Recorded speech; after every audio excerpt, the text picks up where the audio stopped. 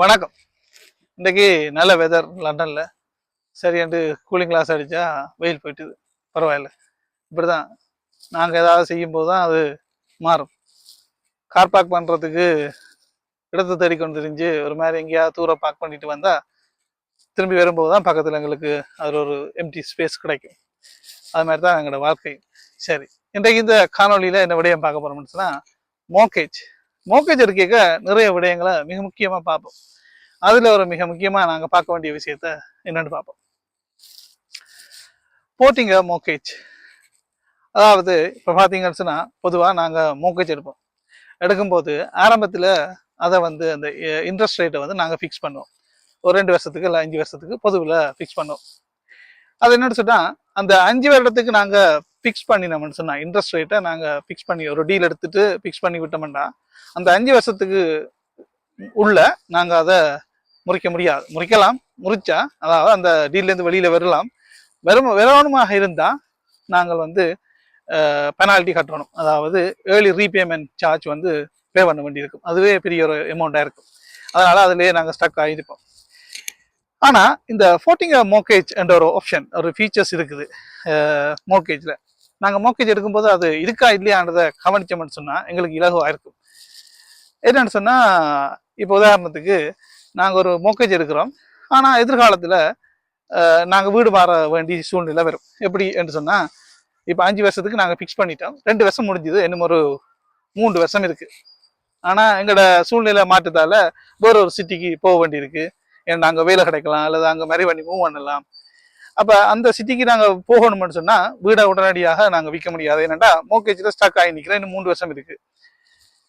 அப்ப நாங்க இந்த போர்ட்டபிலிட்டி, அதாவது இந்த போர்ட்டிங் மோர்கேஜ் அந்த ஃபீச்சர்ஸ், போர்ட்டபிலிட்டி அந்த ஃபீச்சர்ஸ் இருக்கிற மோர்கேஜை நாங்க எடுத்தோம்னு சொன்னா ஈஸியா எங்களுக்கு செய்யலாம். நாங்க மோர்கேஜ் எடுக்கும்போது அந்த மாதிரியான ஃபீச்சர்ஸ் இருக்குதான்றதை நாங்க மோர்கேஜ் அட்வைசரோட டிஸ்கஸ் பண்ணி அல்லது அந்த லெண்டர்ஸோட டேர்ம்ஸ் அண்ட் கண்டிஷனை பார்த்து அந்த லெண்டர்ஸ் வந்து போர்ட்டபிலிட்டி மோர்கேஜை கொடுக்குறாங்களான்றதை வெரிஃபை பண்ணி கொள்ளணும்.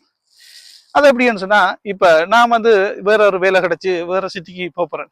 அப்ப என்னுடைய இந்த ஏற்கனவே இந்த வச்சிருக்கிற வீட்டுல இருக்கிற அதே மோர்கேஜை நான் இன்னொரு சிட்டிக்கு போய் இன்னொரு வீடு வாங்கணும் இல்லையா, அந்த வீட்டுக்கு அப்படியே இந்த மோர்கேஜை நாங்க மூவ் பண்ணலாம், அதாவது ட்ரான்ஸ்ஃபர் பண்ணலாம்.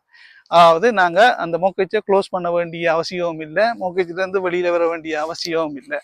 அதே மோர்கேஜ் லோனை அப்படியே மூவ் பண்ணி கொள்ளலாம்.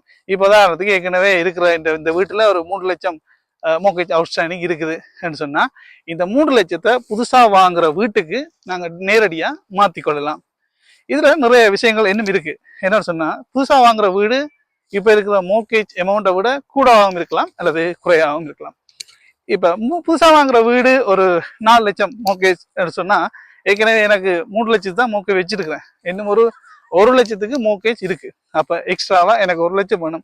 அதை வந்து நான் அதே லெண்டர்கிட்ட, அதாவது இந்த மோர்கேஜ் நாங்க மூவ் பண்ணும் போது எந்த ஒரு மாற்றமும் இருக்காது. சேம் லெண்டர் இருக்கும், same terms and condition. Mortgage எடுக்கும் போது அந்த மோர்கேஜுக்கு என்ன டேர்ம்ஸ் அண்ட் கண்டிஷன் இருக்குதோ அது அப்படியே அங்க இருக்கும். அப்ப நாங்க இன்னும் அடிஷனலா 1 லட்சத்தை அந்த மோர்கேஜ் அந்த லெண்டர்கிட்ட அந்த பேங்க்ல இருந்தே நாங்கள் அடிஷனல் ஃபர்தர் ஃபண்ட் அந்த மாதிரி எடுத்துக்கொள்ளலாம். இதுக்கு பாத்தீங்கன்னு சொன்னா ஏற்கனவே நாங்க 3 லட்சத்துக்கு ஒரு டீல் எடுத்து வச்சிருக்கோம் இல்லையா, அதுக்கு ஒரு 5% மோர்கேஜ் எடுத்தோம்னு சொல்லி பேப்போமே. இப்ப எக்ஸ்ட்ராவா எடுக்கிற அந்த 1 லட்சத்துக்கு வேற ஒரு டீல்லாம் நாங்க எடுப்போம். அதுக்கு வேற வித்தியாசமான பெர்சன்டேஜ்ல ஒரு டீல் வரும். ஸோ இந்த ஒரு விஷயமும் இருக்கு. அதே மாதிரி நான் இப்ப வச்சிருக்கிறது 3 லட்சம் மோர்கேஜ் தான் என்னோட இந்த வீட்டுல இருக்கு. சரி, இந்த வீட்டை விட்டுட்டு நான் இன்னொரு வீட்டுக்கு மாறேன் இல்லையா, அந்த வீட்டுக்கு எனக்கு 2 லட்சம் போதும். ஏன்னா அந்த வீட்டுல பெறுமதி குறைவு, அதனால எனக்கு அது ஒரு 2 லட்சம் மோர்கேஜ் போதும் சொன்னா நான் மோர்கேஜை வந்து அமௌண்ட்டை குறைக்க வேண்டிய சூழ்நிலை இருக்கு. அப்ப எக்ஸ்ட்ராவா அந்த 1 லட்சத்தை நான் குறைக்க வேண்டும். அதுக்கு வந்து நாங்க ஏர்லி ரீபேமெண்ட் சார்ஜ் பே பண்ணத்தான் வேணும். அது ஒவ்வொரு பேங்கை பொறுத்து மாறிக்கொள்ளும். அதே போல இப்படியான சிச்சுவேஷன் சில பேருக்கு ஏற்படும். ஆரம்பத்துல வீடுகளை வாங்கும் போது அந்த நேரத்துல பெருசிய வருமானம் இருக்காது, சம்பளம் இருக்காது. ஸோ 2 பெட்ரூம் ஹவுஸோட வாங்கியிருப்போம். அப்புறம் ஒரு 2-3 வருஷத்துல எங்களுக்கு வருமானம் கூடியிருக்கலாம். அந்த நேரத்துல பிள்ளைகள் பிறந்திருக்கலாம்.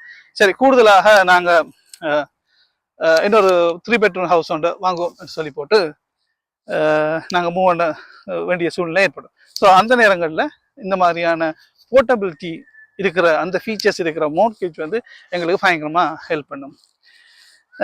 சார் இதுதான் அந்த போர்ட்டபிள் மோர்கேஜ்னு சொல்கிறது. போட்டிங்க மோர்கேஜ் ஏற்கனவே இருக்கிற எக்ஸிஸ்டிங் மோர்கேஜ் லோனை மூட்டு என்னத ப்ராப்பர்ட்டி. ஸோ இது சம்மந்தமாக நீங்கள் மோர்கேஜ் எடுக்கும்போது மிக கவனமாக அதை நோட் பண்ணி கொண்டா மிக இலவாக இருக்கும். எதிர்காலத்தில் எங்களுக்கு என்ன மாதிரியான சூழ்நிலைகள் வேறு மாற்றங்கள் எல்லாம் வெறும் இல்லையா, அதனால இந்த போர்ட்டபிலிட்டி இருக்குதா இல்லையா என்கின்ற மோர்கேஜை பார்த்து வெரிஃபை பண்ணி நீங்கள் மோர்கேஜ் அட்வைசரோட காய்ச்சி எடுத்துக்கொள்ளக்கூடிய இருக்கும். ஸோ இதுதான் இந்த காணொலி. உங்களுக்கு பிரியோசனம் எடுத்துக்கொண்டிருக்கிறேன். மீண்டும் சந்திப்போம். நன்றி, வணக்கம்.